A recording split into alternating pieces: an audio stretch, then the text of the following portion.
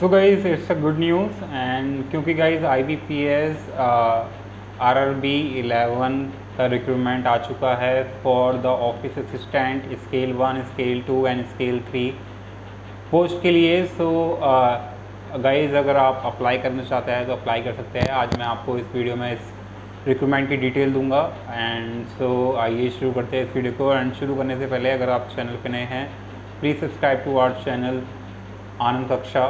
So let's start the video. तो आइए guys बात करते हैं। तो सबसे पहले गाइस जो ये इसके लिए इसमें आपको पोस्ट मिलेगी तो ग्रुप ए ऑफिसर्स में हमारा स्केल 1 स्केल 2 एंड स्केल 3 आता है एंड ग्रुप बी में हमारा आता है ऑफिस असिस्टेंट मल्टीपर्पज़ के लिए। सो आप इन पोस्ट के लिए अप्लाई कर सकते हैं। और उसके बाद अब बात करते हैं, आगे चलते हैं एलिजिबिलिटी क्राइटेरिया के लिए। सो इसमें आगे बढ़ते हैं हम।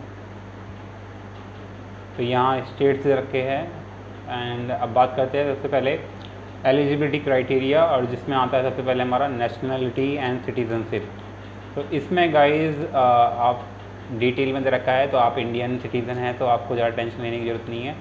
ये हो गया सिटीज़न ऑफ इंडिया, या फिर आप subject of Nepal, subject of Bhutan. तो इसमें हम ज़्यादा डिटेल में जाते नहीं हैं, बात करते हैं हम एज की। ठीक है, सो इसमें जो हमारी एज होनी चाहिए आपकी वो क्या होनी चाहिए कि जो आप 1982 से पहले आपका बर्थ नहीं होना चाहिए, यानी कि आपका जन्म नहीं होना चाहिए, और 2001 के बाद आपका जन्म नहीं होना चाहिए। यानी कि आपकी जो एज होगी ऑफिसर स्केल 3 के लिए, सीनियर मैनेजर के लिए 21 साल से लेकर 40 साल होगी। ठीक है, और उसके बीच में। एंड अगर हम बात करें स्केल 2 की, तो इसमें हमारी एज है 21 ईयर्स टू 32 ईयर्स। ठीक है, एंड अगर नीचे बात करें ऑफिसर स्केल 1 के लिए, तो इसमें मिनिमम एज हमारी 18 ईयर्स एंड मैक्सिमम हमारी 30 ईयर्स है ऑफिसर स्केल 1 के लिए। ठीक है, एंड उसके बाद बात करते हैं हम ऑफिस असिस्टेंट के लिए। तो इसमें मिनिमम एज हमारी 18 है और मैक्सिमम है 28 ईयर्स। और इसमें दे भी रखा है कि 2 जून 1994 से पहले आपका जन्म नहीं होना चाहिए। ठीक है, एंड 1 जून 2004 के बाद आपका जन्म नहीं होना चाहिए। ठीक है, तो इसके बीच की जो डेट होगी, अगर इसमें आपका डेट ऑफ बर्थ आता है तो आप इसके लिए अप्लाई कर सकते हैं। अब बात करते हैं हमारे इसमें maximum limit specified above is applicable to. सो यहाँ हम बात करते हैं जो ये ऊपर की हमारी एज लिमिट है, ये ओनली एप्लीकेबल है जनरल कैटेगरीज़ के लिए एंड EWS कैंडिडेट्स के लिए। और जो शेड्यूल कास्ट या फिर शेड्यूल ट्राइब में होंगे उनको 5 इयर्स का रिलैक्सेशन मिलेगा, यानी कि 3 साल आप इसमें पीछे कर सकते हैं, आगे नहीं कर सकते, पीछे कर सकते हैं। और उसमें अदर बैकवर्ड क्लासेस में आपको 3 साल का रिलैक्सेशन मिलेगा। And person with benchmark disability as defined under the, तो इसमें आपको गाइस 10 इयर्स का मिलेगा। सो गाइस अगर बात करें हम एक्स सर्विस मैन की and disable ex service man की, तो इसमें गाइस आपको 3+ का तो मिलेगा ही और साथ में कैटेगरी का भी मिलेगा। एंड अगर आप डिसेबल एक्स सर्विस मैन हैं और आपकी कैटेगरी SC ST है तो आपको 8 इयर्स का इसमें रिलैक्सेशन मिल जाएगा एज का, एंड 50 इयर्स आपकी मैक्सिमम एज होनी चाहिए कम से कम। फिर आता है हमारा अगर आप विडोज़ या फिर डिवोर्स वीमेन हैं या फिर women legally separated from there husband, तो और जिसने शादी नहीं की है दोबारा, तो उसके लिए गाइज आपको 35 इयर्स का रिलैक्सेशन मिल जाएगा जनरल EWS में, 38 इयर्स का मिल जाएगा आपको OBC में, एंड 40 इयर्स का मिल जाएगा SC ST कैंडिडेट्स के लिए। एंड जो पर्सन अफेक्टेड है बाय 1984 राइट से, तो गाइज उसको आपको 5 इयर्स का रिलैक्सेशन मिल जाएगा। सो आज गाइज ये टॉपिक काफ़ी ट्रेंड किया था, ब्लू स्टार वाला जो इंसिडेंस हुआ था पंजाब वाला राइट्स वाला। तो अगर आप उससे अफेक्टेड है तो आपको 5 साल का रिलैक्सेशन मिल जाएगा और ये काफ़ी अच्छी चीज़ है, आई रियली अप्रिशिएट। एंड अब चलते हैं नेक्स्ट। तो नेक्स्ट में चलेंगे गाइज हम इसमें अब एजुकेशन क्वालिफ़िकेशन के लिए, तो आपको यहाँ पूरी डिटेल मिल जाएगी। ठीक है, हर चीज़ के बारे में। अब चलते हैं एजुकेशन क्वालिफ़िकेशन के लिए। तो गाइज़ अगर बात करें हम ऑफिस असिस्टेंट मल्टीपर्पज़ के लिए, तो इसमें बैचलर डिग्री चाहिए in any discipline from recognised university, तो यानी कि आपकी बैचलर डिग्री होनी चाहिए किसी भी यूनिवर्सिटी से या फिर कॉलेज से। एंड उसके बाद आपकी जो प्रोफिशिएंसी होनी चाहिए लोकल लैंग्वेज में, यानी कि अच्छी खासी आपको कम्युनिकेशन स्किल आपकी लोकल लैंग्वेज में अच्छी होनी चाहिए।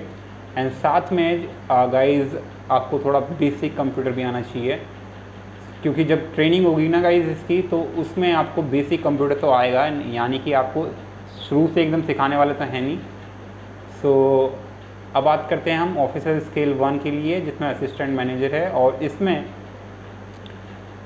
गाइज़ आपको बैचलर डिग्री चाहिए, ठीक है। एंड प्रेफरेंस दी जाएगी उन कैंडिडेट्स को जिसने अपनी बैचलर डिग्री, जो बैचलर डिग्री है आपकी अगर होगी कौन कौन से टॉपिक में, कोर्सेज में, एग्रीकल्चर में, हॉर्टिकल्चर, फॉरेस्ट्री में, एनिमल हस्बेंड्री में, ठीक है, and veterinary and science, agriculture engineering, pisciculture, agriculture marketing and cooperation, information technology, management law and economics और अकाउंटेंसी। और आपकी जो लैंग्वेज लोकल लैंग्वेज में प्रोफिशिएंसी होनी चाहिए, एंड साथ में आपको बेसिक नॉलेज पता होनी चाहिए कंप्यूटर के बारे में। सो या बेसिक नॉलेज होनी चाहिए कंप्यूटर की। और ऑलमोस्ट गाइज हर कैंडिडेट्स को होती है, कुछ ही होते हैं जो जिनको नहीं हो पाती है अनफॉर्चुनेटली, बट यूजली होती है सबको।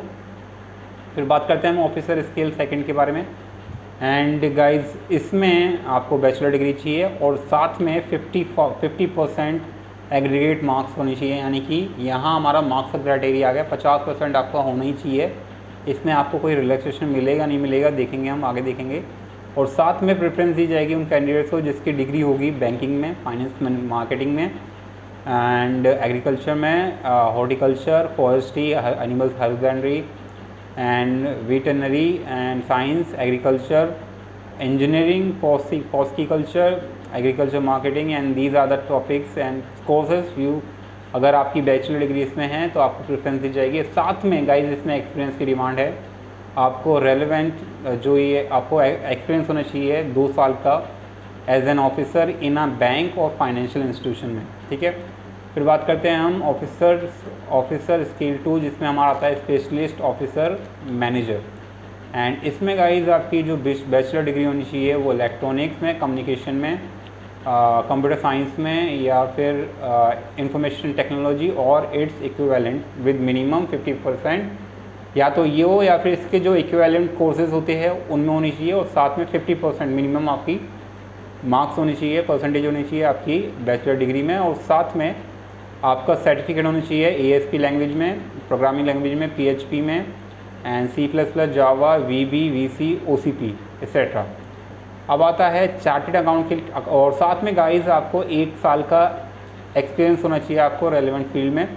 अब बात करते हैं हम चार्टेड अकाउंट की, तो आप एक सर्टिफाइड CA होनी चाहिए from institute of chartered account of India, and 1 साल का एक्सपीरियंस भी होना चाहिए आपका एज ए CA, ठीक है। And let me see what is this,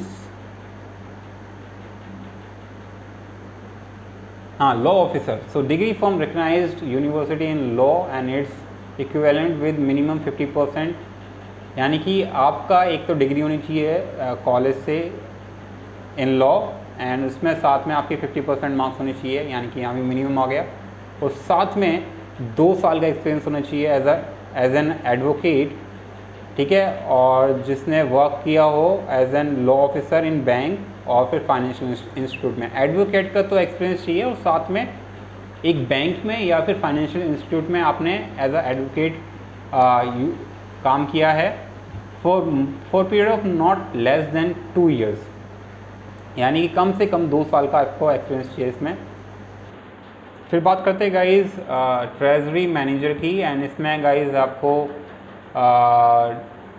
chartered account होने चाहिए, अकाउंटेंट होनी चाहिए, या फिर MBA होनी चाहिए फाइनेंस में from recognised university and institutions में, एंड साथ में 1 साल का एक्सपीरियंस होना चाहिए रेलेवेंट फील्ड में, यानी कि चार्टेड अकाउंट या फिर एज अ MBA आपने कुछ कहीं कंपनी में काम किया हो। एंड मार्केटिंग ऑफिसर में आपका होना चाहिए MBA in marketing from the recognised university, and साथ में 1 साल का एक्सपीरियंस होना चाहिए इन द रेलेवेंट। और एग्रीकल्चर ऑफिसर में गाइस बैचलर डिग्री होनी चाहिए, या फिर एग्रीकल्चर में, हॉर्टिकल्चर में, डायरी एनिमल हस्बेंड्री में, फॉरेस्ट्री में, वेटरनरी साइंस, एग्रीकल्चर इंजीनियरिंग, ये सारे टॉपिक्स कोर्सेज है। अगर आपने इसमें बैचलर डिग्री आपकी है तो then you will be given a preference over other candidates and 54% आपके अगेन एग्रीगेट्स परसेंटेज होनी चाहिए in bachelor degree and 2 years का आपका यहाँ एक्सपीरियंस चेयर इन रेलिवेंट फील्ड। सो उसके बाद आता है हमारा ऑफिसर स्केल 3rd, इसमें सीनियर मैनेजर होगा और इसमें कम से कम 5 साल का एक्सपीरियंस चाहिए as an officer in a bank और अ फाइनेंशियल इंस्टीट्यूशन। इसमें भी गाइस बैचलर डिग्री चाहिए और 50% चाहिए, ठीक है। एंड जो कैंडिडेट्स होंगे वो प्रेफर किए जाएंगे अगर आपकी डिग्री होगी अगेन इन दीज कोर्सेज, ठीक है। तो देख लेना एक बार आप। अब बात करते हैं नेक्स्ट क्या है हमारा एप्लीकेशन फ़ीस। तो एप्लीकेशन फ़ीस की बात करें तो for officers scale 1, scale 2, scale 3 के लिए SC, ST and PWBD candidates के लिए गाइस 175 हैं एंड फॉर ऑल अदर्स के लिए 850 रुपीज़ है। अगर ऑफिस असिस्टेंट की बात करें मल्टीपर्पज़ में तो अगेन सेम है, बस यहाँ हमारा एक्स सर्विस मैन आ जाता है ऑफिस असिस्टेंट में, उनके लिए भी 175 है और 850 रुपीज़ है for all other and you can pay the application fees and by online payment, ठीक है।